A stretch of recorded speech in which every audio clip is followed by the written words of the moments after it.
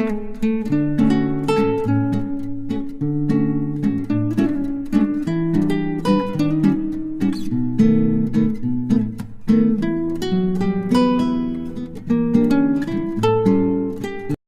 అక్క, అందరికీ praise lord, అందరికీ మరొకసారి గుడ్ మార్నింగ్. ప్రైజ్ లాడ్ అండి.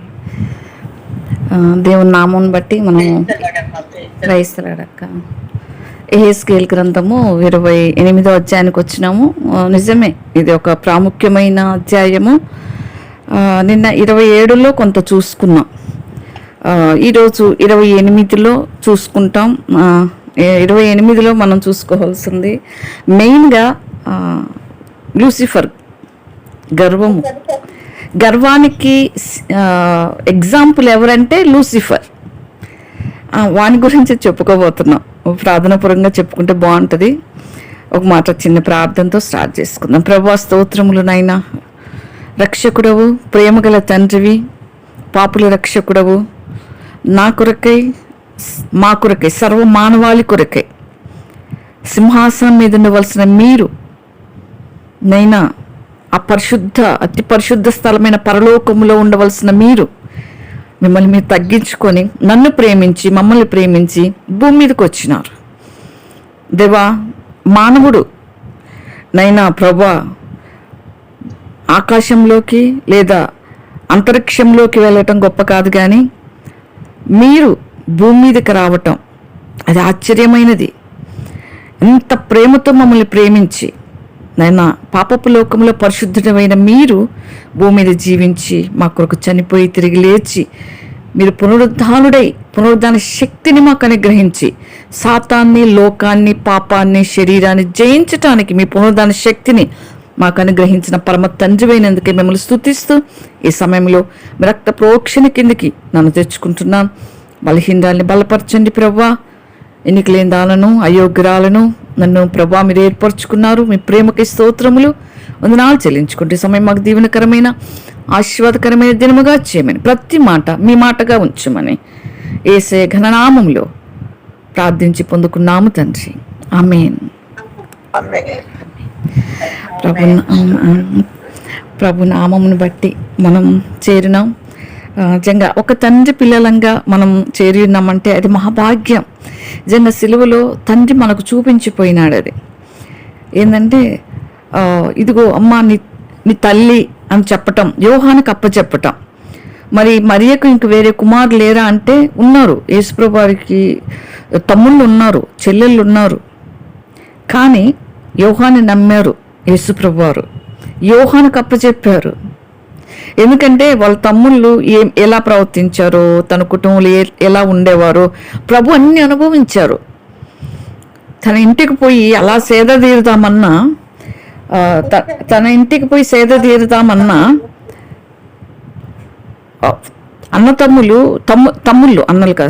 తమ్ముళ్ళు అంటే ఉంచేవాళ్ళు కాదు.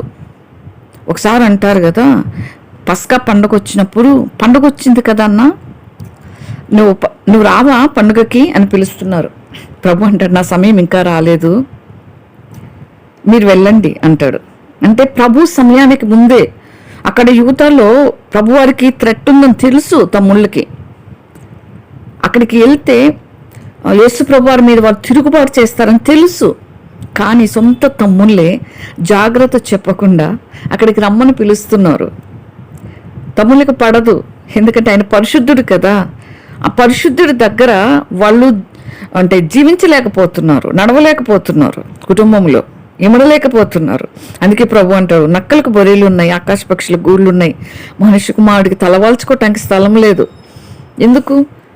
ఎంత బాధ్యతగా ప్రభువారు చేసినారంటే కుటుంబాన్ని, తన తమ్ముళ్ళని చెల్లెలను చూసుకోవటానికి ప్రభువారు వడ్రంగ పని చేసినాడు. చాలామంది అంటే స్కాలర్స్ ఏం చెప్తారు, యేసుప్రభు వారికి 25 years వచ్చేటప్పటికే చనిపోయి ఉంటారు ఖచ్చితంగా అని. అందుకే ఆయన బాధ్యత తీసుకున్నాడు పెద్ద కుమారుడిగా. ఇటు కుటుంబ బాధ్యత, ఇటు తండ్రి అప్పగించిన బాధ్యత, ఇటు సమాజంలో అన్ని విధాలుగా ఆయన మాదిరిగా ఉండిపోయినాడు. ఆయన వడ్రంగి పని చేసినాడు. అందుకే ఒక చోట అంటారు కదా యోహాను సువార్తలో, వడ్రంగి వాని కుమారుడు కాడా అంటారు. అంటే ప్రభువారు ఆ విధంగా వడ్రంగి పని చేయటం వాళ్ళు చూసినారు కాబట్టి అలా అన్నారు. వడ్రంగి పని చేసినారు. యేసేపు వడ్రంగి పని చేస్తుంటే హెల్ప్ చేయటమే కాకుండా తర్వాత కూడా తను వడ్రంగి పని చేసి తన తమ్ముళ్ళని, తన తల్లిని, తన చెల్లెలను చూసుకున్నాడు. ఇటువంటి సమాజం. అందుకే దేవుడు యోహానికి అప్పగించినాడు, ఇదిగో మా నీ కుమారుడు అంటే. అందుకే మనమందరము కూడా తండ్రి పిల్లలంగా ఐక్యమవ్వాలి. ఒక్కొక్కరు ఏం చేస్తారంటే పాలు అంటే మనము ఒక సంఘంలో అందరూ ఒక్కొక్క లీటర్ పాలు తీసుకురండి ఇవాళ అని చెప్పారు అనుకుందాం. ఆ సంఘంలో పాలు తీసుకొచ్చారు. మనం పెద్ద ఒక తొట్టి లాంటిది పెట్టి మీరు తెచ్చిన లీటర్ పాలు అందులో పోసి మూత పెట్టేయండి అని చెప్తే, ఒకసారి ఒక సంఘంలో అలా జరిగిందని చెప్తుంటారు. అలా తెచ్చి ఒక్కొక్క లీటర్ పాలు తెచ్చి అక్కడ పోయమంటే అందరు అనుకున్నారంటే ఒక్కొక్కరు ఇంతమంది తెస్తారు కదా, ఆ పాలలో నా ఒక్క లీటర్ వాటర్ అయితే ఏమవుద్ది, పాలు చిక్కగా లేకుండా ఉంటాయని అందరూ అలానే అనుకోని అందరూ నీళ్ళు తెచ్చి పోస్తున్నారంట.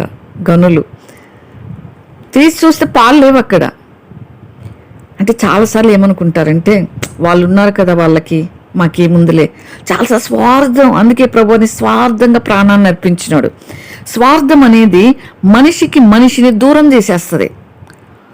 నాకెందుకులే, ఎవరన్నా అంటే దిక్కు లేకుండా ఆదరణ లేకుండా ఉంటే వాళ్ళని ఆదరిద్దామని ఆ పురుకొలిపుతో ఉండరు.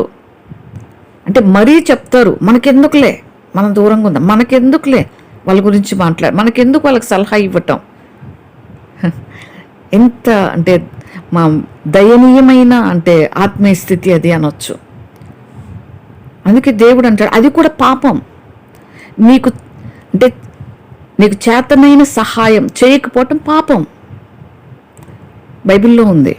చేయుటకు నీ చేతనొచ్చిన పని ఏదైనా నువ్వు చేయలేదనుకో అదే పాపం ఎంచుతాడు ప్రభువారు. మనకు చేతనైన సహాయము ఖచ్చితంగా చేయాలి. కాబట్టి ఆ విధంగా అటువంటి లోకంలో ఉన్నాం. ఇవన్నీ కూడా సాతానుడు తెచ్చిపెట్టినాడు.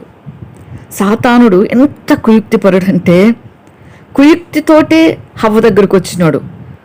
ఎక్కడి నుంచి అంటే సృష్టి ఆరంభం. చాలామంది క్వశ్చన్ అడుగుతారు, నేను దాని ఆన్సర్ అయితే చూడలేదు, అట్లా క్వశ్చన్ పైన చూసినాను. సాతాను దేవుడు ఎందుకు సృష్టించాడు? సాతాన్ని ఎక్కడ సృష్టించాడు దేవుడు? దేవదూతలను సృష్టించాడు దేవుడు. వాళ్ళల్లో కూడా సాతానుడిగా పిలువబడే లూసిఫర్ని బహుసుందరంగా చేసినాడు. చక్కటి సౌందర్యవంతుడు లూసిఫర్, చక్కటి మ్యూజిషియన్, చక్కటి సింగర్, అంటే ఎన్ని వరాలు ఉన్నాయో కృపావరాలు అన్నీ అప్పుడే లూసిఫర్కి ఇచ్చేశాడు దేవుడు. యేసుప్రభు దగ్గరగా ఉండేవాడు. దేవునికి దగ్గరగా ఉండే దూత ఎవరైనా ఉన్నారంటే లూసిఫర్. అందరి మీద అధికారం, దూతలందరినీ చూసుకోవాలి. నక్షత్రాల మీద ఒక దూతని, మూన్కి ఒక దూతని, చంద్రుడి దగ్గర కొన్ని దూతల్ని, కొన్ని దూతల్ని కొన్నిటి మీద నియమించాడు ప్రభువారు. ఆకాశంలో చూసుకోవటానికి కొన్ని దూతల్ని. అయితే వాటి అన్నిటి మీద కూడా అధికారం కలిగిన వాడు లూసిఫర్. ఎవరెవరు క్రమంగా పనిచేస్తున్నారా లేదా చూసుకునే బాధ్యత లూసిఫర్ యొక్క దూతకి దేవుడు అప్పగించినాడు. అయితే సాతాను ఏం చేసినాడు? లూసిఫర్ ఏం ఎప్పటికీ సాతాను కాదు, దూత, దేవునికి దగ్గరగా ఉన్న దూత, దేవునికి అంటే పిలిస్తే టక్కన సమీపంగా పలికే దూత.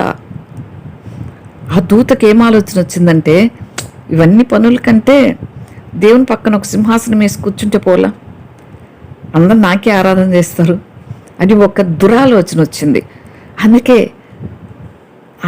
కొంచెం ఆశ ఉంటే పర్లేదు కానీ అత్యాశ పనికిరాదు. ధనం ఉంటే ఉండనియండి మన అక్కర్లు తీర్చడానికి. ధనం మీద అపేక్ష ఉండకూడదు. అంటే ఇచ్చిన దేవుణ్ణి మర్చిపోకూడదు. మనం ఇచ్చిన వాటిని చూసుకొని గర్వించకూడదు. ఇచ్చిన దేవుని స్తుతించాలి. మనకి ఎంతవరకు అవసరం అంతవరకు ప్రభు ఖచ్చితంగా ఇస్తారు. ఇంకా కావాలి అంటే కూడా ప్రభు ఇస్తారు. కానీ వాటిని బట్టి గర్వించటం, వాటి మీద మనసు పెట్టుకోవటం చేయకూడదు. అందుకే పౌలు అంటాడు, నేను ప్రభువుని బట్టి సమస్తం పెంటగా ఎంచుకున్నా. అంటే ప్రభువుకి అడ్డుగా ఉండకూడదు. మనకు దేవుడు ఏది ఇచ్చినా ప్రభు స్థానాన్ని ఏది తీసుకోకూడదు. లూసిఫర్ ప్రభు స్థానాన్ని కావాలన్నాడు. అందుకే కిందకి తోయబడ్డాడు. వాడు తోసేసిన తర్వాత పగబట్టాడు, దేవుని మీద పగబట్టాడు. వాడు బలవంతుడు కదా, అంటే దేవుని కంటే కాదు, దేవుని తర్వాత వాడు బలవంతుడు. అందుకే మనల్ని జయించాలనుకుంటాడు వాడు. అందుకే లూకాపత్రికలో బలవంతుని మొదట బంధించితేనే కానీ ఆయనని మనం స్వాధీనపరచుకోలేమంట. ఏదైనా ఒక పరిచర్యకు వెళ్ళినా, ఏదైనా ఒక దేవుని పని చేయాలన్నా వాడిని ఫస్ట్ బంధించాలి. అప్పుడే మనకు ఆత్మలను మనం స్వాధీనపరచుకుంటాం. అంతేకాదు ఈరోజు పునరుద్ధాన యొక్క శక్తిని కూడా క్లుప్తంగా చూసుకుందాం. ఈ అధ్యాయం మొత్తంలో మనం చూసేది తూరు సీదోను పట్టణం గురించి చూస్తాం. ఎందుకు దేవుడు ఆ విధంగా ఆ తూరు సీదోను పట్టణాలు చేశాడు అది కూడా చూస్తాం. సాతానుడు చేసిన కుయుక్తులలో భాగంగా ఈ యొక్క భాగాలన్నీ కూడా. అందుకే యేసు ప్రభువుని కూడా వదలలేదు సాతానుడు. వాడు అంత తంత్రగొండి మనుషులందరినీ విడగొట్టినాడు. ఆదాము నుండి నోవహు నుండి ఇప్పటి వరకు మన వరకు కూడా భార్యాభర్తలను విడగొట్టినాడు. ఆదాము హవ్వని ఆరంభంలోనే ఏమంటాడు? ఆదాము ఎంత ముచ్చటగా పేరు పెట్టుకున్నాడు. లేవగానే అబ్బా చక్కటి భార్య కళ్ళ ముందు కనిపించింది, దేవుడు చూపించినాడు. ఏమంటారు? ఒక గిఫ్ట్ దేవుడు సర్ప్రైజ్గా ఇచ్చినాడు ఆదాముకి. గాఢ నిద్రలోంచి లేవగానే కళ్ళు మూసుకో ఆదాము, నీకు సర్ప్రైజ్ గిఫ్ట్ అన్నట్టు కళ్ళు తెరిస్తే చక్కనైన హవ్వనిచ్చినాడు తోడుగా. అటువంటి ఆదాము ఇంటితంగా పేరు పెట్టుకున్నాడు. నా ఎముకల్లో ఎముక, నా మాంసంలో మాంసము, నాలో నుండి తీయబడింది, అంటే ఇది నాది కాబట్టి నారి అని పెట్టుకున్నాడు పేరు. అలాంటిది సాతానుడు ఏం చేసినాడు? వాళ్ళిద్దరిని విడగొట్టేసినాడు. ఆ సుందరమైన పండును చూపించి ఆ సౌందర్యంతోనే పడగొట్టాడు. చూడు ఎంత చక్కగుందో పండు. అలా సాతానుడు తంత్రాలు అలా ఉంటాయి. అది ఎప్పుడు ఆమెకు సౌందర్యంగా కనపడలేదు, వాడు చూపించినప్పుడు కనిపించింది. చాలాసార్లు మనకు అందరూ మామూలుగా కనిపిస్తారు. దుష్టుడు వచ్చి అబ్బా చూడు ఆమె ఎంత బాగుందో, చూడు ఆయన ఎంత బాగున్నాడు అనగానే మనకి ఎక్కడ లేని సౌందర్యం కనిపిస్తుంది. వాడు ఆకర్షించాలని చూస్తాడు పాపం వైపు. అంటే మనిషిని మనిషిగా కాకుండా మనిషిని వేరేలాగా వాడు తంత్రంతో పాపానికి ప్రేరేపిస్తాడు. వాడు అక్కడ లేని సౌందర్యం చూపిస్తాడు, లేని ఆశలు కల్పిస్తాడు. వాడు అంత తంత్రగొండి. అందుకే వాడిని బంధించాలి. అందుకే ఆయన పునరుద్ధాన శక్తి యొక్క గొప్పతనం మనం తెలుసుకొని ఉండాలి, లేకపోతే వాడిని బంధించలేం. ఏసై పునరుద్ధాన శక్తి లేకపోతే సాతాన్ని ఓడించలేం. ఆ విధంగా ఆదాము హవ్వల్ని భార్యాభర్తలు విడిచి తర్వాత ఏమన్నాడు? ఆదాము ఈమె అంటున్నాడు. ఎందుకు తిన్నావు? తినకూడని పండు ఎందుకు తిన్నావు? నేను చెప్పొద్దని పండు ఎవరు? అదిగో నువ్వు ఇచ్చినావు కదా నాకు. ఒకవైపు దేవుని మీద నింద, ఒకవేళ దేవుని వైపు, ఒకవేళ భార్య వైపు చూపిస్తున్నాడు. పక్కన వాళ్ళు మీద నెట్టేయటం అక్కడి నుంచే నేర్పించినాడు సాతానుడు. ఎవరు తప్పు అంటే నీ తప్పు అంటే నా తప్పు అంటే అట్లా విడిపోతున్నారు. భార్యాభర్తల మధ్య డైవర్స్ కేసెస్ ఎన్ని వస్తున్నాయి ఇప్పుడు కోకొల్లలు. ఎందుకంటే ఎవరు తగ్గరు, దేవుని బట్టి ఎవరు తగ్గించుకోరు. దేవుడు తెలిస్తే కదా దేవుని బట్టి తగ్గించుకోవటానికి. కాబట్టి ఆ విధంగా వాళ్ళు విడగొట్టేసినాడు సాతానుడు. అప్పుడు ఈమె నాకు ఇస్తే తిన్నా అంటున్నాడు. అప్పుడేమో నా ఎముకలు ఎముక, నా మాంసం. ఇప్పుడు ఈమె పరాయిదైపోయింది. ఆ విధంగా సాతానుడు ఓడగొట్టేసినాడు. ఎన్ని తంత్రాలు పడినాడు వాడు. తల్లి కొడుకుల మధ్య పెట్టినాడు. నోవహు హాము సంతానాన్ని శపిస్తాడు. ఈ విధంగా తంత్రగుండా అన్నదమ్ముల మధ్య పెట్టినాడు. కయ్యూను హేబేలు చంపేసినాడు. హేబేలు మీద అసూయ కలిగింది కయ్యూనికి. వాడి ఆయుధాలు చూడండి, అసూయ కలిగేలా చేస్తాడు మనస్సుకి. ఒకరి మీద ఒకరికి అసూయ. దేవుడు ఎవరికి ఏదిస్తే తలాంతు, నాకు ఈ తలాంతు ఇచ్చాడు దీన్ని నేను కాపాడుకోవాలని దానికంటే పక్కన వాళ్ళకి దేవుడు ఇచ్చిన వరం మీద పడేటట్టు చేస్తాడు మనసు సాతానుడు. చూడు నువ్వు ఇట్లా ఉన్నావా, ఆమె చూడు వాక్యం బాగా, ఆమె చూడు ఇట్లా చేస్తుంది నీకంటే బాగా అని అసూయ పడేలా చేస్తాడు వాడు. అంత తంత్రగొండి. వాడు అంతటితో ఊరుకోలేదు. బాబేలు గోపురం భాషలు మార్చేసినాడు, కట్టేసి ఆకాశానికి. వాడి గర్వపు ఆలోచనలు మనిషిలో పెట్టినాడు. దేవుడు భూమి మీద బతకమని భూమిని ఇస్తే ఆకాశం అంటే ఏదా కట్టుకుంటారంట. దేవుడు భాషలు మార్చేలాగా వాడు ఆ విధంగా మనుషులకి తంత్రాలు నేర్పించినాడు, గర్వం నేర్పించినాడు. భాషలు మారిపోయినాయి. అప్పుడు ఒకే భాష, ఒకే భూమి, ఒకే దేవుడు, అంటే అన్నిటికీ ఒకటిగా ఉండేవి. అన్నీ మార్చేసినాడు. రకరకాల భాషలు, ఒకరి భాష ఒకరికి అర్థం కాకుండా చేసేసినాడు. అంతటితో ఊరుకోలేదు, విడగొట్టేసినాడు భాషల్ని బట్టి. దేశాలుగా విడగొట్టినాడు.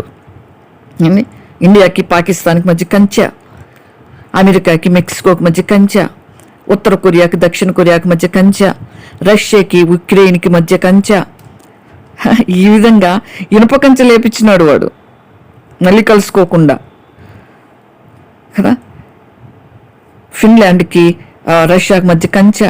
విడిపోయినారు మానవులు, దేశాలుగా విడిపోయినాయి, భాషలుగా విడిపోయినాయి. వీటన్నిటికి కారణం ఎవరంటే సాతాను తంత్రములు ఇవి. యేసుప్రభు వారు భూమిని ఒక గ్రీనరీగా, గ్రీన్ కలర్లో, వాటర్ భూమి మీద పచ్చిక, ఇవి రెండే ఉన్నాయి కలర్స్. ఎన్ని కలర్లు చేసినాడు వాడు, ఎన్ని రంగులుగా చిత్రీకరించినాడు. నిజంగా మనం అమెరికా జెండా చూస్తుందంటే మెరూన్ బ్లూలో ఉంటుంది, ఉక్రెయిన్ జెండా చూస్తే ఎల్లో కలర్లో ఉంటుంది, ఉగండా జెండాను చూస్తే సీ బ్లూలో ఉంటుంది. రకరకాలుగా జెండా కలర్స్, దాదాపుగా 1800 రంగులు మనకు కనిపిస్తాయి జెండాలలో.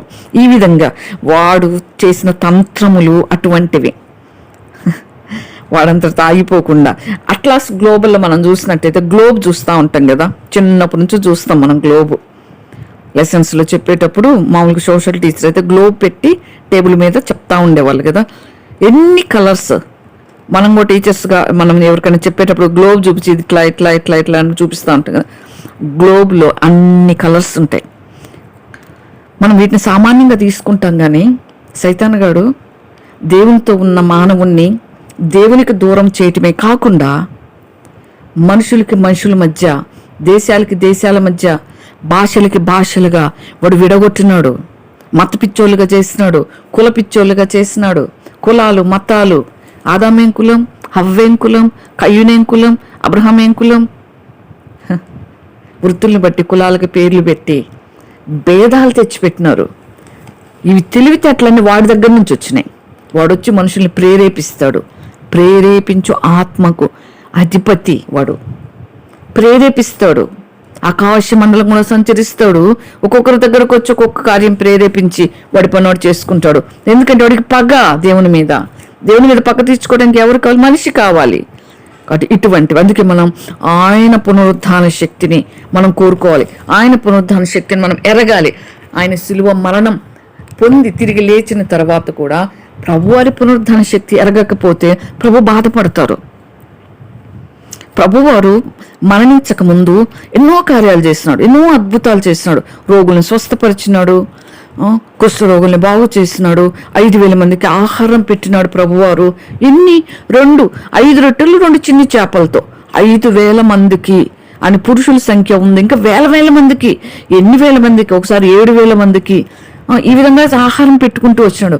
కానీ వాళ్ళు రొట్టెల కోసమే వెంబడించినారు ప్రభువారిని, ఏదో బాగైతారని వెంబడించినారు ప్రభువారిని. కొంతమంది తప్ప 12 మంది శిష్యులు ప్రభు నమ్మకంగా వెంబడించిన వారుగానే లెక్కించబడింది.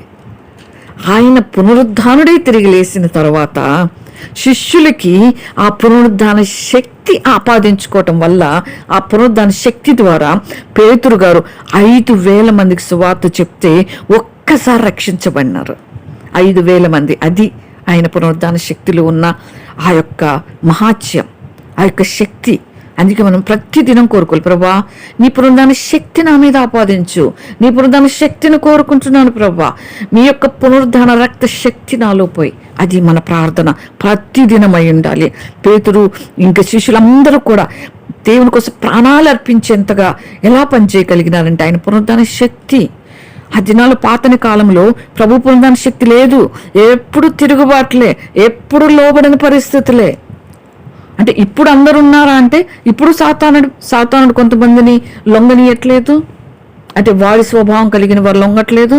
కానీ ప్రభు కార్యం చేయాలనుకుంటే ఆయన పునరుద్ధాన శక్తి మనలో ఉంటే అనేకులకి మన పరిచర్య ఆశీర్వాదకరంగా ఉంటుంది. మన వాక్యము, మనం చెప్పబడే యేసు ప్రభు వారి శక్తి ద్వారా మనం అందించే వాక్యము అనేకుల్లో కార్యం చేయాలంటే ఆయన పునరుద్ధాన శక్తి మనలో ఉంటేనే. ఆయన పరిశుద్ధత మనలో ఉండాలి, ఆయన నీతి మనలో ఉండాలి, ఆపాదించుకోవాలి. పౌలు గారు, అందుకే పౌలు కూడా ఆయన పునరుద్ధాన శక్తిని ఫిలిప్పి 3:11 అంటాడు, ఏ విధము చేత నేను మృతుల్లో ఉండి నాకు పునరుద్ధానం కలగవలెనని ఆయన మరణ విషయంలో సమాన అనుభవం గలవాడని. దేవుని పునరుద్ధాన శక్తి కోసం దేవుని మరణములో సమానానుభవంగా ఎంచుకుంటున్నాడు. అంటే ఆయన పునరుద్ధాన శక్తి ఎంత గొప్పది, దానికోసం చచ్చిపోవటానికి కూడా నేను సిద్ధమైనట్టుగా పౌలు గారు చెప్తున్నారు. మనం గ్రహించాలి, ప్రభు పునరుద్ధాన శక్తి అంత గొప్పది. ఆయన పునరుద్ధాన శక్తి మనం ఆపాదించుకుంటే శత్రువు మన దగ్గరికి రాడు. మనకిచ్చిన భాగ్యం క్రొత్త నిబంధన కాలంలో కొత్త మన సంఘానికి దేవుడు ఇచ్చినాడు. ఇది అందుకే హెబ్రీ పత్రికలోని విశ్వాసులకు లేని భాగ్యం. హెబ్రీ 11:12 ఉంటుంది కదా, గిద్యోను, బారాకు, సంసోను, యెఫ్తా, దావీదు, సమూయేలు ప్రవక్తలను గురించి వివరించడానికి సమయం చాలదు. ఎంతమంది ప్రవక్తలు వాళ్ళ గురించి వివరించడానికే సార్, కానీ ఆ దినాల్లో దేవుని పునరుద్ధాన శక్తి వారికి లేదు. సంసోను ఓడిపోయినాడు ఒక సమయంలో, దావీదు ఓడిపోయినాడు ఒక సమయంలో. ఈ దినాల్లో కూడా సాతానుడు చేసే అవకాశం లేదా అంటే సాతానికి మనం చోటిస్తే ఖచ్చితంగా ఉంటుంది. అందుకే లేవగానే నా ప్రార్థన అయితే, ప్రభువా నా శరీరాన్ని, ఆత్మను, ప్రాణాన్ని మీ చేతులకు అప్పచెప్పుకుంటున్నా, నన్ను బిడ్డల్ని మీ స్వాధీనంలోకి తీసుకోండి. ప్రభు స్వాధీనంలోకి మనల్ని అప్పచెప్పుకోవాలి. ఈవెన్ మన ఆలోచనలు సైతము ప్రభు స్వాధీనంలోకి అప్పచెప్పుకోవాలి. మన ఆలోచన ద్వారా ప్రభు సంతోషపడాలి, మన ఊహల ద్వారా ప్రభు ఆనందపడాలి. అప్పుడు ఆయన పునరుద్ధాన శక్తిని మనం ఆపాదించుకోగలం. ఆ విధంగా అటువంటి భక్తులకి, అందుకే పాత నిబంధన భక్తుల కాలం చనిపోయిన వారు పాతాళానికి పోయేవాళ్ళు. అందుకే యాకోబు అంటాడు కదా, మనం ప్రూఫ్గా కావాలంటే ఆదికాండం 42:38 నెరసిన వెంట్రుకలు గల నన్ను మృతుల్లోకంలోకి దుఃఖంతో దిగిపోనట్లు చేయుదురు అని చెప్తున్నాడు. నేను దుఃఖంతో వెళ్తా, నరసిన పాతాళానికి కిందికి దిగిపోతా అంటున్నాడు. పాత నిబంధన భక్తులు అందరూ క్రింది పాతాళంలోకి పోయినారు. ఈరోజు మనం పునరుద్ధారుడైన యేసు ప్రభువారు పునరుద్ధారుడైన తర్వాత మనకు ఒక హోప్ ఉంది. మనం చనిపోతే మరణ భయం లేకుండా చేసినాడు. ప్రభువారు మరణాన్ని జయించి మనకు విజయం ఇచ్చినాడు. మనం మరణిస్తే పరలోకానికి వెళ్తాం అంతే. అటువంటి గొప్ప దేవుడు మన దేవుడు. దావీదుకు లేని భాగ్యం, భక్తులకు లేని భాగ్యం, విశ్వాస వీరులకు లేని భాగ్యం దేవుడు మనకిచ్చినాడు. అయితే పాత నిబంధనలో ఒక్క వ్యక్తి మాత్రం ఎరిగినాడు ఆయన పునరుద్ధానాన్ని. పాత నిబంధనలు ఎవరు చెప్పలేదు, ఆ విధంగా పునరుద్ధానం గురించి చెప్పలేదు. దావీదు సహితము, దావీదు ఒక్కచోటేమంటాడు, నా వస్త్రములు, ఒక మాట ఎక్కడో అంటాడు, ఆకాశంకి ఎక్కిను నువ్వు అక్కడున్నావు, నేను పాతాళంలో పండుకొను అక్కడ కూడా ఉన్నావు అంటాడు. అంటే పాతాళంలోకి దిగిపోయినా అక్కడ కూడా నువ్వు ఉన్నావు. అంటే ఎవరు ఎక్కడికి వెళ్తారు? వీళ్ళు పాతాళానికి వెళ్తారు. అదే, కానీ ఒక్క వ్యక్తి అన్నాడు. ఆ వ్యక్తి ఒక యూనిక్ పర్సన్ అనొచ్చు. ఆ వ్యక్తి అంటే ఒక అమేజింగ్ క్యారెక్టర్ కలిగిన వ్యక్తి. ఆయనే యోబు గారు. ఆయన అంటాడు కదా, యోబు గారు అంటాడు కదా, సజీవుడు నా విమోచకుడు. యోబు 19:25 అంటాడు, నా విమోచకుడు సజీవుడనియు, తర్వాత ఆయన భూమి మీద నిలుచుననియు నేను ఎరుగుదును. అప్పుడే కనుక్కున్నాడు. నిజంగా ఎంత వండర్ఫుల్గా దేవుణ్ణి అంటే పునరుద్ధానం గురించి మాట్లాడినాడంటే యోబు గారు. ఆయన సజీవుడు. నేను తిరిగి అక్క మాట్లాడుతున్నారా? కుమారుడు చనిపోతాడు కదా 7 రోజులు ఉపవాసం తర్వాత, నేను అతని మళ్ళీ కలుపుకొస్తున్నాను, నేను అతని యుద్ధకు పోతాను, అతను నా యుద్ధకు రాడు.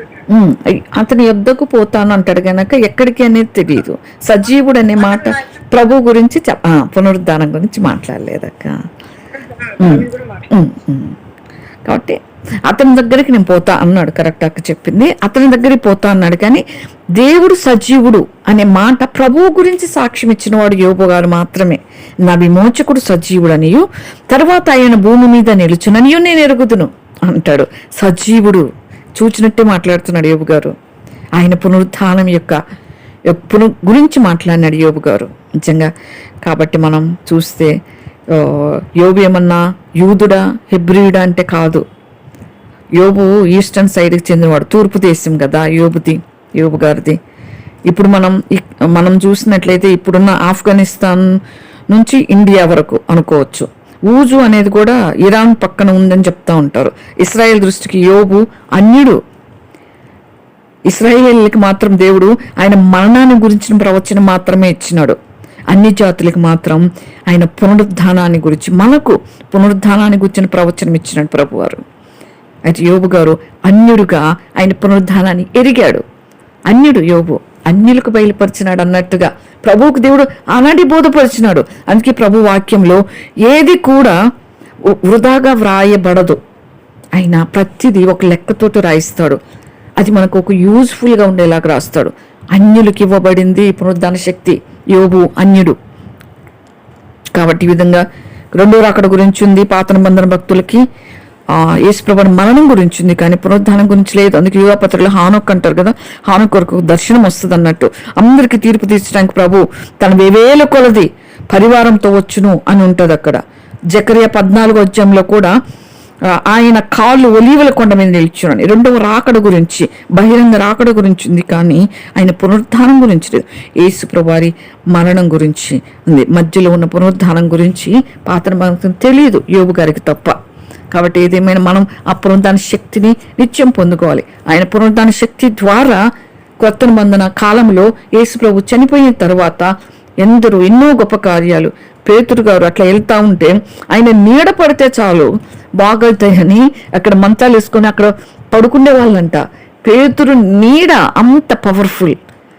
యేసుప్రభు వారి పునరుద్ధాన శక్తి ఆయనలో ఉంది. పౌలుకు కలిగిన తాకిన ఆ చేతి గుడ్డల్ని ఎవరైనా ముట్టుకుంటే స్వస్థత. పునరుద్ధాన శక్తి. అంత గొప్ప దేవుడు మనకు అది ఇచ్చినాడు ప్రభువారు. కాబట్టి ఆ విధంగా మనం ఈ చాప్టర్లో కూడా మనం అదే చెప్పుకోబోతా ఉన్నాం. ఈ సాతానుడు యొక్క తంత్రములు మనం ఎరుగని వారం కాము. కాబట్టి 28 యెహెజ్కేలు పుస్తకంలో మనం చూసుకున్నట్లయితే నిజంగా గొప్ప దేవుడు మన దేవుడు. మనకు పరిశుద్ధ గ్రంథాన్ని ఇవ్వటమే ప్రభువారు. మనం ఆయన స్తుతించాలి, ఆయన ఘనపరచాలి, ఆయన మహిమపరచాలి, ఆయన కొనియాడాలి. నిజంగా బైబిల్ గ్రంథమే లేకపోతే మనం ఎలా జీవించాలో మనకు అసలు తెలిసేదే కాదు. కాబట్టి ఈ విధంగా యెహెజ్కేలు మనం అంటే 26వ పుస్తకం కదా, యెహెజ్కేలు 26వ పుస్తకంలో మనం ఈరోజు బైబిల్లో ఉన్న పుస్తకాలు 26వ పుస్తకం ఇది. మనం తర్వాత 48 అధ్యాయాలు ఈ పుస్తకంలో నేను తెలుసు.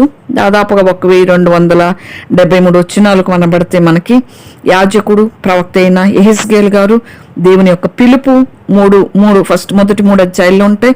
తర్వాత 4వ అధ్యాయం 24 వరకు యెరూషలేం ఇశ్రాయేలు ప్రజలకు దేవుడి తీర్పులు మనం చూసాము. తర్వాత 25 నుంచి 32 వరకు మనం మిగిలిన జనాంగాలపైన దేవుని తీర్పు. ఈరోజు మనం చూసేది కూడా మిగిలిన అన్య దేశాల మీద దేవుని యొక్క తీర్పు చూస్తాం. ఇది 25 చాప్టర్ నుంచి 32 వరకు, 33 to 48 వరకు కూడా పునరుద్ధారణకు సంబంధించిన నిరీక్షణ వాగ్దానాలు ఈ గ్రంథాలలో మనం చూడవచ్చు. ఇంకా ఈ పుస్తకాల్లో తర్వాత ఈ 17 చాప్టర్, 24 చాప్టరు, 28, 37 ఈ అధ్యాయాలు 28 కాదు 17, 24, 37 ఈ అధ్యాయాలు మెస్సియానుకు సంబంధించిన ప్రముఖమైన విషయాలు మనం చూస్తాము 37లో కూడా. తర్వాత మనం ఈ విధంగా ఈరోజు 28లో చూస్తే తూరు గురించి నిన్న ఆంటీ కొంతవరకు చెప్పినారు. తూరు అధిపతిని గురించి ప్రవచనం, ఎట్లా గర్వించాడు అనేది. ఈ గర్వం అనేది ఎక్కడి నుంచి వచ్చేది ఇప్పటి వరకు చూసుకున్నాం. మరి యెహోవా వాక్కు నాకు ప్రత్యక్షం ఇలాగ చెప్పింది. యెహెజ్కేలు గారికి దేవుని వాక్కు ప్రత్యక్షం ఏం చెప్తుందంటే, నరపుత్రుడా తూరు అధిపతితో నువ్వు ఇలాగ చెప్పు. ప్రభువు యెహోవా ఏం చెప్తున్నాడంటే, గర్విష్ఠుడివైనావు నువ్వు, ఒక దేవతమైనట్టుగా సముద్రం వచ్చి నేను ఆశనుడైనా నువ్వు అనుకుంటున్నావు, నేనే దేవుణ్ణి అనుకుంటున్నావు. నీవు దేవుడు కాక మానవుడు వేయండి దేవునికి తగినంత అభిప్రాయం కలిగి ఉన్నావు. నీవు దానియేలున్న కంటే జ్ఞానవంతుడు, నీకు మర్మమైనదేదీ లేదు అంటే అట్లా అనుకుంటున్నాడు. నీ జ్ఞానం చేత వివేకం చేత ఐశ్వర్యమునొందితివి అంటే ఏమనుకుంటా అంటే నేను దానియేలు కంటే జ్ఞానవంతుడిని. దానియేలు నిజంగా యెహెజ్కేలు దానియేలు వీళ్ళంతా ఒక సమకాలీకులు. యెహెజ్కేలు కాలంలో దానియేలు గారు ఒక ప్రధానమంత్రి, ఆయన రాజు దగ్గర అంత ఆధిక్యత ఇచ్చినాడు ప్రభువారు. ఆయనకున్న జ్ఞానం ఎక్కడుంది ఆ దినాల్లో? దేవుడిచ్చిన జ్ఞానం అది, దైవిక జ్ఞానం అది. కళాభావం ఎవరు చెప్పగలరు? ఒక గర్విష్టి అయిన నెబుకద్నెజరు యొక్క కళ, నెబుకద్నెజరు గర్వం కూడా టైం ఉంటే చూసుకుందాం. నిజంగా గర్వానికి సాదృశ్యంగా ఉంటాడు నెబుకద్నెజరు. తనంటే యుద్ధాలు చేసి నేను అన్నిటిని జయించేయాలా అనుకుంటాడు. అందుకే యెరూషలేమును ముట్టడి వేయటానికి దేవుడు అట్లా అనుమతించేసినాడు. ఎందుకంటే వీరిని చక్క చేయటానికి నెబుకద్నెజర్ అప్పగిచ్చినాడు యెరూషలేమును ఆ దినాల్లో. ఇప్పుడు మనం తూరు పట్టణం గురించి చెప్తున్నాం. తూరు ఒక అన్యదేశం, గర్విష్ఠుడైపోయి నేనే నేనే దేవుణ్ణి, నేనే దేవత. ఇప్పుడు అందరూ అంతే కదా. ఒక అతను అసలు అని చెప్పడానికి అసహ్యంగా ఉంది, భర్త పక్కన నిలబడి భార్య చేత మొక్కిస్తున్నాడు ఒక అతనికి. ఎవరతను? ఒక ఏమంటారు, గోచుగుడ్డ కట్టుకొని నిలబడి ఉన్నాడు. అంటే నగ్నంగా ఒక గోచిపాత మాత్రం ఉంది. ఆమె ఎక్కడ మొక్కుతుందంటే ఇంకా మీకు అర్థమై ఉంటుంది. భర్త పక్కనే ఉన్నాడు. ఎంత అసహ్యంగా తయారైనారంటే రీసెంట్గా చూస్తున్నాను నేను యూట్యూబ్లో. ఎంత చండాలం అంటే అంత చండాలంగా తయారైన మనుషులు. అంటే ఇంగిత జ్ఞానం లేకుండా పోతుంది మనుషులకి. మనిషి ఒక నగ్నం కనిపిస్తే ఆయన ఒక దేవుడు. ఎట్లా తయారైపోయినారు మనుషులు? దేవునికి పరిశుద్ధత ఉండదా? దేవునికి నీతి ఉండదా? మనుషుడు దేవుడు అయిపోతాడా? అంటే సాతానుడు ఎంత మభ్య పెడుతున్నాడంటే మనుషుల్ని తన గుప్పెట్లోకి తీసుకుంటున్నాడు. అటువంటి తంత్రగుండి గర్వం వచ్చింది తూరు అధిపతికి. ఎందుకంటే అక్కడ బాగా తూరు దేశంలో బాగా అంటే వ్యాపారం బాగా జరుగుతుంది, సముద్రయానం. అది మా దేశం వ్యాపారం, నా దేశం. గర్వించినాడు, నేనే దేవుణ్ణి అనుకున్నాడు. నేను దానియేలు కంటే జ్ఞానవంతుణ్ణి, నాకేం మర్మమైంది ఏది లేదు అనుకున్నాడు. కాబట్టి నీ ధనాగారంలోని వెండి బంగారాలను తెచ్చుకున్నావు. నీ కలిగిన జ్ఞానాతిశయం చేత, వర్తకం అంటే ఇదే బిజినెస్. నీ విస్తారమైన ఐశ్వర్యం సంపాదించుకుంటువి. నీవు కలిగిన ఐశ్వర్యము కలిగిన దాన్ని నీవు గర్వించిన వాడవైతివి. ఐశ్వర్యాన్ని చూసి గర్విస్తున్నాడు. ఐశ్వర్యం ఇచ్చినది ఎవరు అనేది తెలియదు. ఈరోజు మనుషులందరూ అలాగే ఉన్నారు. ఐశ్వర్యం చూసి, ఘనత చూసి, కలిగిన అధికారం చూసి, కలిగిన గొప్పతనం చూసి దేవుని బిడ్డలు సహితము గర్వించే ప్రమాదం ఉంది. దేవుడు ఒక నాయకత్వం ఇచ్చినాడా? సంఘంలో ఒక అధికారం ఇచ్చినాడా? ఒక బాధ్యత ఇచ్చినాడా? ప్రభు తగ్గించుకున్నట్టు తగ్గిస్తూ, ప్రభు ప్రేమించినట్టు ప్రేమిస్తూ, ప్రభు వలె నడుచుకుంటూ మాదిరిగా సంఘానికి ఉంటూ నాయకత్వం వహించాలి. అందుకే నాయకులకు హెబ్రీ పత్రిక 13వ అధ్యాయంలో ఉంటుంది, నాయకులకు లోబడి ఉండమని ఉంది. నాయకులు ఏం చేయాలి? ప్రభువు వల్లే ఉండాలి. పౌలు ఏం చెప్పినాడు? నేను ప్రభువుని పోలి నడుచుకున్నా కాబట్టి నన్ను పోలి నడుచుకోండి. ఇప్పుడు నాయకులు గర్వపు మాటలు మాట్లాడితే కింద వారు అదే నేర్చుకుంటారు.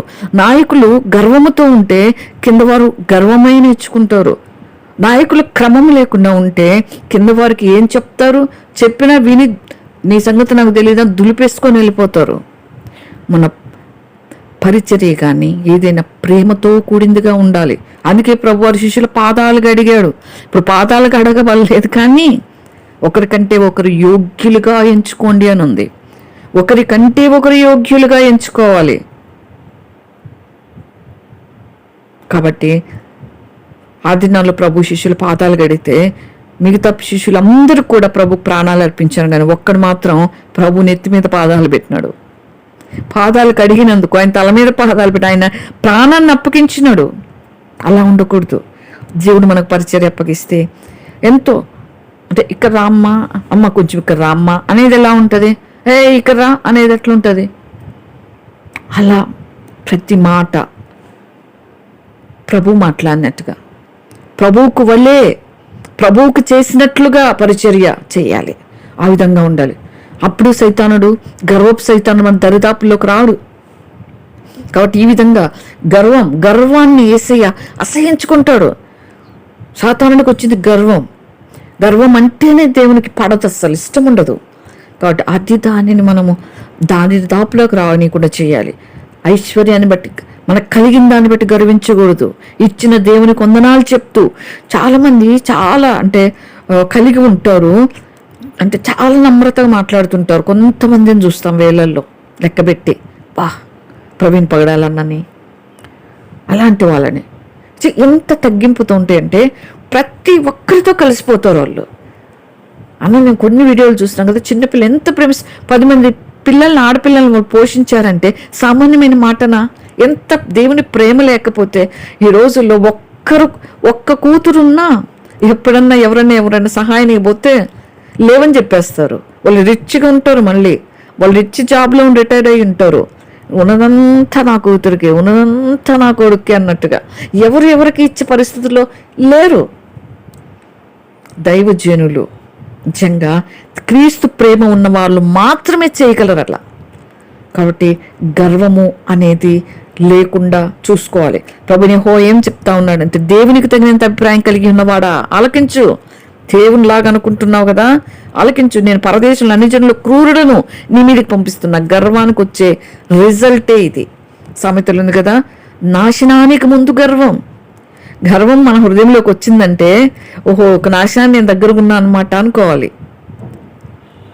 క్రూరులను అప్పిస్తున్నా, వారిని జ్ఞానశోభను చెరపటానికి తమ ఖడ్గములను వరదీసి నీ సౌందర్యమును నీచిపరుతురు. కొంతమంది దేవుడు చక్కదనం ఇస్తే దాన్ని బట్టి గర్విస్తారు, అందరితో మాట్లాడరు. అలా ఉండకూడదు. దేవుడిచ్చిన దాన్ని దేవుని ఘనపరచాలి, దేవుని స్తుతించాలి, దేవుని మహిమపరచాలి, దేవుని కొరకు నమ్మకంగా ఉండాలి. కాబట్టి అందుకే దేవుడు అంటున్నాడు, నీచపరుస్తా నీ సౌందర్యాన్ని, నిన్ను పాతాళంలో పడేస్తా, సముద్రంలో మునిగి చచ్చిన వారి వల్ల నువ్వు చచ్చిపోతావు. చూడండి, గర్వానికి వచ్చిన రిజల్ట్ ఇదే. నేను దేవుడిని, నిన్ను చంపువాని ఎదుట నీవు చెప్తువా? నేను చంపువాని చేతిలో నుండి నీవు మానవుడివే కానీ దేవుడు కావు కదా. సున్నతి లేని వారు చంపబడే రీతిగా నీవు పరదేశులు చేత చచ్చిపోతావు. నేనే మాట ఇచ్చిన, ఇదే ప్రభు యెహోవా వాక్కు. ప్రభు యెహోవా ఏం చెప్తా ఉన్నాడు? నరపుత్రుడా, తూరు రాజును గూర్చి అంగళార్పు వచ్చిన మెత్తి ఇట్లా చెప్పు. ప్రభు యెహోవా సెలవిస్తున్నాడు, దేవుడే చెప్తున్నాడు, పూర్ణ జ్ఞానమును సంపూర్ణ సౌందర్యం గల కట్టడమునకు మాదిరివి దేవుని తోటకు ఏదేన్లో నీవు ఉన్నావు. ఇది ఇక్కడ సాతాను గురించి. ఇది ఏదేన్లో ఎవరున్నారు? మొట్టమొదట ఏదేన్లోకి ఎవరు వెళ్ళారు? గర్వపు సాతాను ఏదేన్లోకి వెళ్ళినాడు, ఆదాము హవ్వల్ని మోసపుచ్చినాడు. అందుకే దేవుడు అక్కడ కూడా గర్వపు సాతాను లోబడినందుకు శాపం వచ్చింది భూమి మీదకి. అందుకంటాడు కదా 3:23-24 వచ్చిన ఆదికాండంలో, దేవుడైన యెహోవా అతడు ఏ నేల నుండి తీయబడినో దాన్ని సేద్యపరచడానికి ఏదేను తోటలో ఉన్నతని పంపివేశను. నేలలో నుండి తీసినావు కదా, అదే నేల మీద సేద్యం చేసుకో. ఆదామును వెళ్ళగొట్టేసి అక్కడ నుంచి దేవుడు ఏదేని తోటకు తూర్పు దిక్కన కెరూబులను, జీవరక్షణకు పో మార్గమున కాచుకు ఇటువంటి తిరుగుతున్న ఖడ్గజ్వాలు నిలబెట్టాడు. అక్కడ కూడా కంచె వేయబడింది మానవునికి. దుష్టుడు చేసిన దానిని బట్టి, గర్విష్టి సాతాను చేసిన దానిని బట్టి దేవునికి మానవునికి కూడా కంచె పడింది. మళ్ళా వచ్చి జీవవృక్ష ఫలాలు తింటాడేమో అని ఏదేని తోటలోకి వెళ్లకుండా కంచె అక్కడ మోసపరిచాడు. ఏదేనిలోనూ ఉన్నావు, మాణిక్యము, గోమేధికము, సూర్యకాంతమేమో, రక్తపు రాయి, సులిమాని రాయి, మరకతము, నీలము, పద్మరాగ, మాణిక్యమును, అమూల్య రత్నములతోను బంగారంతో నీవు అలంకరింపబడి ఉన్నావు. నీవు నియమింపబడిన జన్మ నా పిల్లను గోవులు వాయించువారును నీకు సిద్ధమైది. ఆ స్థితిలో ఉన్న నీవు పాతాళానికి పడవేయబడ్డావు. ఇంకా 14 చూస్తే, అభిషేకమునందన కెరూబువై, అభిషేకమునందన కెరూబు లూసిఫరు, కెరూబువై యొక్క ఆశ్రయంగా ఉన్నావు నువ్వు. అందుకే నేను నిన్ను నియమించిన. దేవునికి ప్రతిష్ఠించబడిన పర్వతం మీద నీవు ఉన్నావు. దేవుని కొరకే నియమించబడిన ప్రతిష్టమైన అంటే శ్రేష్టమైన వాటి మీద నియమించినాడు దేవుడు ఈ యొక్క కెరూబైన లూసిఫర్ని. కాలుచున్న రాళ్ళ మీద నీవు సంచరిస్తున్నావు. నీవు నింపొడిన దినముదుకొని పాపముని యందు కనబడు వరకు ప్రవర్తన విషయంలో నీవు యథార్థవంతుడిగా ఉంటివి. ప్రవర్తన విషయంలో యథార్థత ఎప్పుడుంటుందంటే పాపము ప్రవేశించినంత వరకు. పాపము ప్రవేశించిందా యథార్థత పోతుంది ఫస్ట్. గర్వం ప్రవేశించిందా దేవుడు దూరం అయిపోతూ ఉంటాడు, నాశనం దగ్గరవుతూ ఉంటుంది. పాపం కనబడింది లూసిఫర్లో, ఈ యొక్క కెరూబులో. అదే చెప్తున్నాడు. అయితే నీ కలిగిన విస్తారమైన రక్తము చేత లోపల నీవు అన్యాయం పెంచుకొని పాపం చేస్తా వచ్చినావు. దేవుని పర్వతం మీద నీ ఉండకుండా నేను నిన్ను అపవిత్రపరచితిని. గర్వించావు, పాపం చేసావు, అందుకే నేను అపవిత్రపరిచేసా. అంటే తనను తానే అపవిత్రపరుచుకున్నాడు గర్వం ద్వారా, పాపం ద్వారా. అందుకే కంప్లీట్గా దేవుడు దానికి అప్పచెప్పేశాడు. దేన్నైతే ఆశ్రయించినాడో దానికి అప్పచెప్పినాడు ప్రభువారు. ఆశ్రయంగా ఉన్న కెరూబు, కాలుచున్న రాళ్ల మధ్య నీవు ఇక్కడ సంచరింపవు, నేను నాశనం చేసినాను. నువ్వు నాశనం అయిపోయినావు. సాతాను చితక దొక్కినాడు దేవుడు సిలువలో. గొప్ప దేవుడు మన దేవుడు. అందుకే వాడు భూమి మీదకి వచ్చి భూమి నాది అంటున్నాడు. వాడు భూమిని సృజించింది తండ్రిని దేవుడైతే దేవుని సంపాదించింది అంటే ఏమంటారు, ఏమంటారు, ఉద్దర సొమ్ము తీసుకొని నాది ఈసమంది ఇల్లంతా నాదే అన్నట్టుగా అంటున్నా. కెరూబుకు అధికారం ఇస్తే మొత్తం నాదే అంటున్నాడు. భూమి మీద దేవునిది భూమి, దేవుడు సృష్టించుకున్నాను ప్రజల్ని. ఆ భూమిని స్వాధీనం పరుచుకొని ఏం చేస్తున్నాడు? ఆదికాండం 6:11 ఉంటుంది. భూలోకం దేవుని చెడిపోయింది, భూలోకం బలాత్కారంతో నిండిపోయింది. అలా చేసేస్తున్నాడు సాతానుడు. కాబట్టి నీ సౌందర్యం చూచుకొని గర్వించిన వాడవై, నీ తేజస్సు చూచుకొని, ఎంత తేజస్సు ఉంటుందో కెరూబుకి దూతకి, నీ జ్ఞానమును చెరిపేసుకున్నావు నువ్వే.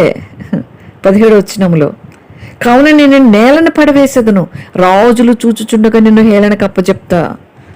గర్వానికి యొక్క పరిణామం ఇది, గర్వానికి వచ్చే రిజల్ట్ ఇది. హేళనగా అయిపోయినాడు, హేళనకు అప్పచెప్పేస్తా అన్నాడు. నీవు అన్యాయంగా వర్తకం జరిగించినావు. రాజులో ప్రవేశించింది గర్వం, లూసిఫర్లో ఉన్న గర్వం. అదే మాట్లాడుతున్నాడు. నువ్వు అన్యాయంగా చేసినావు, న్యాయంగా చేయలేదు. నీ బిజినెస్ ఏదైతే చేస్తున్నావో అన్యాయంగా చేసుకొని వర్తక దోషముల చేత నీవు నీ పరిశుద్ధ స్థలాన్ని చెరిపేసుకున్నావు నువ్వు. కాబట్టి నీలోండి నేను అగ్ని పుట్టిస్తా, అగ్ని కాల్చివేస్తుంది. జనులందరూ చూస్తుండగా దేశం మీద బూడిదిగా చేసేస్తా. ఇక నామరూపాలు లేకుండా పోతుంది. యెరూషలేము ఏమైంది? బూడిదైపోయింది, కాలిపోయింది. అస్సలు ఎక్కడ దేవాలయాన్ని కూడా దేవుడు, వీళ్ళు నాకంటే దేవాలయాన్ని ప్రేమిస్తున్నారు. యేసుప్రభువు వారు మాట్లాడుతుంటే ఒక్కొక్క మాట, నేను తండ్రి నన్ను పంపినాడు అంటే ఎవరు? నీ తండ్రి ఎవరు అంటే, నన్ను మీరు ఎరిగితే నా తండ్రిని మీరు తెలుసుకుంటారంటే దానికి అవహేళన చేస్తాడు. వాళ్ళకి అంటే అర్థము అయినా అర్థము కానట్టు నటించినారు. ఆ దినాల్లో ప్రభువుని చాలా విసిగించినారు. మోషే, మాకు మోషే కావాలా అంటారు. మీ ధర్మశాస్త్రం ఏం చెప్పింది? వాళ్ళకి అర్థమయ్యే భాషలో దేవుడు మాట్లాడతాడు. ఒకసారి ఆకలేసి వెన్నులు తుంచుకొని శిష్యులు తింటే, విశ్రాంతి దినం వెన్నులు తుంచుకొని తింటున్నారు అంటే, దేవుడు ఒకసారి ఆకలేసి దావీదు కూడా సముఖపు రొట్టెలు తిన్నాడు కదా అని గుర్తు చేస్తాడు. పై వాటిని చూస్తున్నారు, పై ఆచారాలు చూస్తున్నారు, అంతరంగంలో ఉండాల్సింది లేదు. ప్రభువుని ప్రేమించట్లేదు. ప్రభు ఇచ్చిన ధర్మశాస్త్రం మాత్రమే చూస్తున్నారు. అందుకే దేవుడు అంటాడు కదా, పాత గుడ్డకు కొత్త గుడ్డ మాస్క్ వేయకూడదు అని. చినిగిపోతుందంట. అందుకే పాత నిబంధన ఆచారాలు తెచ్చి క్రొత్త నిబంధనతో కలపకూడదు. ఆచారాలు అంతటితోనే పోవాలి. ప్రభు శిలువ మరణం తర్వాత మనం క్రొత్త నిబంధన కాలంలో ఉన్నాం. పాత నిబంధన మనకు పాఠాలు నేర్పటానికి, మనకు ఆజ్ఞలు ఇచ్చింది పాత నిబంధన. క్రొత్త నిబంధన మనం జీవించటానికి. కాబట్టి మనం ఆ విధంగా మనల్ని మనం జాగ్రత్త చేసుకోవాలి. నువ్వు అన్యాయంగా వర్తకం చేసినావు, విస్తార దోషం చేత పరిశుద్ధ స్థలాన్ని చెరిపేసుకున్నావు. కాబట్టి అన్ని దేవుని చేతుల్లో బట్టి బహు భయంకరం. జీవంగల దేవుని చేతుల్లో బట్టి భయంకరం. చాలాసార్లు ఉంటారు, అబ్బా వాళ్ళు వెళ్ళిపోయినారు, నేను నెమ్మదైపోయినా, వాళ్ళు వెళ్ళిపోయినారు, ఇక నేను పాపం చేయటానికి ఇక నాకు ఫ్రీడమ్. అబ్బా వాళ్ళు నా మీద ఏదైనా చేస్తే వాళ్ళకి ప్రచారం చేస్తారు, వాళ్ళు వెళ్ళిపోయినారు, ఇక నేను ఫ్రీ అనుకుంటాం. జీవము గల దేవుడు చూస్తూ ఉంటాడు నిత్యము. ఆయనకు భయపడి ఆయన కొరకు జీవించాలి. రక్షించింది ఎవరు? ప్రభువు. మనల్ని విమోచించింది ప్రభువు. ఆయన ఉన్నాడన్న గమనంతో జీవించాలి. మనుషులు కొద్దిసేపు ఉండొచ్చు, కొంతసేపు కనపడకపోవచ్చు. ప్రభు నిత్యము చూస్తూ ఉంటాడు. ఆయన 7 కన్నులు కలవాడు, 7 నక్షత్రములు చేత పట్టుకున్నవాడు, అగ్ని వంటి నేత్రములు, అపరంజి వంటి పాదములు కలిగిన తండ్రి మనల్ని చూస్తూ ఉంటాడు. నిత్యము కాపు పెడతా ఉంటాడు. ఆయన కాపుదలకు మనల్ని అప్పచెప్పుకోవాలి. ఆ విధంగా చేయకపోతే వచ్చిన వినాశనం ఇది. జనులు నిన్ను గురించి ఆశ్చర్యపోతారు. నీ బొత్తిగా నాశనమే భీతికి కారణంగా ఉంటావు. భయం వచ్చేస్తుంది. పాపం వస్తే ఒంట్లో భయం. ఆ కప్పిపుచ్చుకోవటానికి ఎన్ని చేస్తారు? దావీదు చేసినాడు కదా, ఒక తప్పిదం కప్పిపుచ్చుకోవటానికి ఎన్ని తప్పిదాలు చేస్తున్నాడు. ఉత్తరం రాసి నమ్మకస్తుడైన వాని చేతే, ఎవరైతే చంపాలనుకున్నాడో అతని చేతే ఉత్తరం పంపించటం, మోపుగా ఉన్న దగ్గర నిలబెట్టమని చెప్పటం, నరహత్య చేపించటం, హత్య చేయించేసినాడు. ఒక్క తప్పు కప్పిపుచ్చుకోవటానికి. ఒక్క తప్పు చేస్తే దాని పర్యవసానము, దాన్ని కప్పిపుచ్చుకోవాలనుకుంటే ఒప్పుకోకుండా దానికి ఇంకా యాడ్ అయిపోతూ ఉంటాయి. దాని శిక్ష కూడా యాడ్ అయిపోతూ ఉంటుంది. అప్పుడైనా ఇప్పుడైనా పాపానికి ఫలమే. లేకపోతే మనిషి మాట వినరు కదా. అందుకే దేవుడు అంటాడు, బొత్తిగా ఆశ్చర్యపోతారంట. మళ్ళీ దేవుడు 20 వచనంలో అన్నారు, యెహోవాకు మళ్ళీ నాకు ప్రత్యక్షమైంది, ఇట్లా చెప్తుంది, నరుపుతుడా నీ ముఖం సీదోన్ తట్టు తిప్పుకో, ఆ పట్టణం తట్టు, దాని గురించి సమాచారం ప్రవచించు. ప్రభు యెహోవా ఏం చెప్తున్నాడంటే సీదోను పట్టణం గురించి చెప్తున్నాడు ఇక్కడ. సీదోను పట్టణమా, నేను నీకు విరోధనైపోయినా, నీ మధ్య గంధ నొందుదును, నేను దాని మధ్య తీర్పు తీర్చుచు, దాన్ని బట్టి నన్ను పరిశుద్ధపరచుకునగా నేను యెహోవాని నన్ను వారు తెలుసుకుంటారు. దేవుణ్ణి తెలుసుకోవాలి, ఎట్టకేలకు పరలోకం చేరుకోవాలి. అది ప్రభు యొక్క గురి. ప్రతి ఒక్కరు మారాలి, అందరూ అంతటా మారు మనసు పొందవాలనని ఆయన ఆజ్ఞాపిస్తున్నాడు. దేవుణ్ణి ఎరగండి, మనుషులు దేవులుగా చేసుకోకండి. బొమ్మను చూసి ఓ బొమ్మ నన్ను రక్షించు, ఓ బొమ్మ రక్షించడం మొక్కకండి. మీరు చదువుకున్న వాళ్ళు, విద్యావంతులు, గనులు, గొప్ప గొప్ప వారు కూడా బొమ్మ దగ్గరికి పోయి మొక్కేస్తున్నారు. ఆ బొమ్మ మాట్లాడుతుందా, పెట్టింది తింటదా, కళ్ళుండి చూస్తుందా, చెవులుండి వింటదా, అక్కడికి పోయి మొక్కితే ఏమొస్తుంది గ్రహించట్లేదు. సాతానుడు చేస్తున్నాడు ఇవన్నీ. నేను యెహోవాను తెలుసుకున్నట్లు తెగులును రక్తము దాన్ని వీధుల్లో పంపిస్తా అంటున్నాడు ప్రభు. సహించలేకపోతున్నాడు ప్రభు పాపాన్ని. నలుదిక్కులో దాని మీద వచ్చి ఖడ్గం చేత వారు హతులైపోతారు. నేను ప్రభువుకు యెహోవానని ఇశ్రాయేలు తెలుసుకున్నట్లు వారు చుట్టూ ఉన్న వారిని తిరస్కరించుచూ వచ్చిన వారు ఎవరునూ ఇక వారికి గుచ్చుకొని ముండ్లనైనను నొప్పించు కంపగానైనను ఉండరు. చివరగా దేవుడు జ్ఞాపకం చేసుకుంటాడు, ఇది అంత్యకాల ప్రవచనం. తర్వాత దేవుడిచ్చిన ప్రవచనం ఇది 24 నుంచి 26 వరకు. నేను జ్ఞాపకం చేసుకుంటా తిరిగి ఇశ్రాయేలు తెలుసుకున్నట్లుగా చుట్టూన్న వారిని తిరస్కరిస్తా.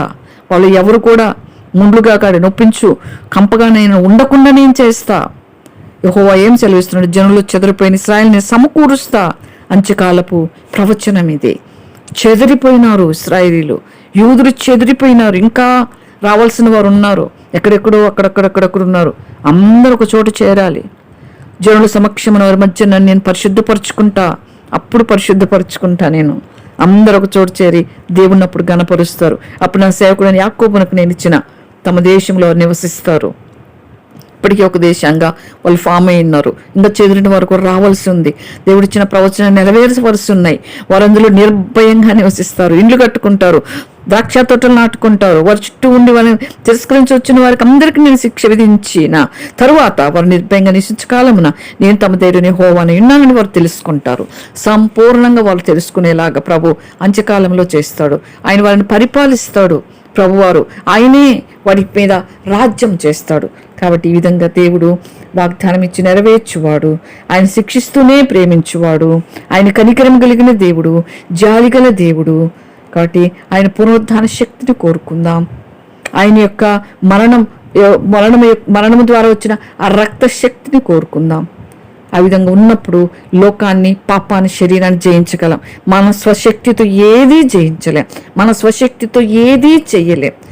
ప్రభు పనులు ప్రత్యేకంగా ప్రభు కొరకే నమ్మకంగా జీవించాలంటే ఆయన పునరుద్ధాన రక్త శక్తిని మనం ఆపాదించుకొని మనల్ని ప్రభువుకు అప్పగించుకోవాలి. ప్రభు నేను కాదు, నా మీద ఏలుబడి చేయి, నా మీద అధికారం చేయి, నాకు ప్రధాన యాజకుడుగా నా మీద ఉండండి, నా తలల మీద నిత్యానందము ఉండునుగాక, నా తలల మీద ప్రభా, మా తలల మీద, మా కుటుంబ సభ్యుల మీద మీ ఆత్మను కుమ్మరించు. మీ కిందికి వస్తున్నాం, మీ హస్తగత కిందికి వస్తున్నాం. మనల్ని మనం అప్పచెప్పుకుంటేనే ఆయన ఏలుబడి చేయగలడు. ఎవరైనా ఉంటే మనకి ఏదైనా చెప్తే నీకు నా మీద ఎవరు ఇచ్చినారు బోడి పెత్తనం అంటారు కదా, అంటే మళ్ళీ వాళ్ళు ఇంకొస్తారు మన దగ్గరికి. మనం ప్రభుకి అప్పచెప్తుంటేనే ఆయన మన మీద అధికారం చేయగలడు. కాబట్టి మనం ఆయనకి అప్పచెప్పుకుందాం, ఆయన ఏలుబడి కిందికి తెచ్చుకుందాం. ప్రతి గడియ, ప్రతి నిమిషం ఆయన చేతి క్రింద ఉంటానికి ఇష్టపడదాం. ఆయన రెక్కల కింద మనకు నెమ్మది. ఆయన మనల్ని కాపాడువాడు. ఆయన కాపాడితే ఏది మనల్ని ముట్టలేదు, ఆయన వదిలేస్తే ఏది మనల్ని కాపాడలేదు. కాబట్టి మనం ఆయనకు అప్పచెప్పుకొని ఆయన కాపుదల, ఆయన భద్రతలో ఉండినట్లుగా, అంత్యకాలంలో అనేకులకి మనం ఆశీర్వాదకరంగా ఉండినట్లుగా పరిశుద్ధాత్మ దేవుడు మనకు సహాయం చేయను గాక.